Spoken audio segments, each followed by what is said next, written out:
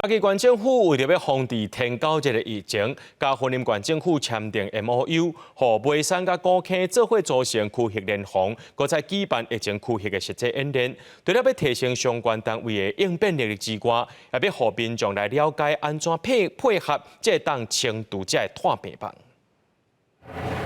消毒人员入去厝内底消毒，徛喺外口，确保人员若示范安怎清除炭病棒，检查倒位积水、高生网虫。21中昼，云林县政府甲嘉义县政府做伙伫嘉义县大拿举办天狗日的消毒演习，佮签订联防区域的合作，要防治天狗日的疫情。今日看今日的所有的迄个演练吼，安尼每一个即个爱注意的这吼倒巡吼，这一个步骤吼，会使吼慢慢去宣导安尼。登革热防治大概没有办法用县市的分割来当做一种所谓的思考，它必须要很多邻近的县市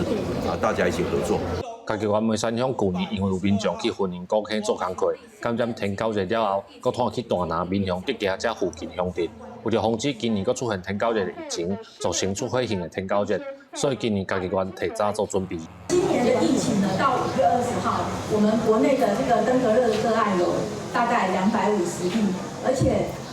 超过了近4年的同期的个案的人数。去年是第1型的登革热。今年啊，佮等着第2型的登革热重复感染，致死率很高，就有所谓的出血性登革热，所以我今年一定要把疫情带落来。嘉义县去年天狗日的病例计共242例，嘉义县政府表示，天气刷落来会愈来愈热，网虫嘛可能愈来愈多。透过实际演练，若训练相关单位会晓应变，嘛希望民众爱做伙重视天狗日的防治。记者林慧婷，嘉义报道。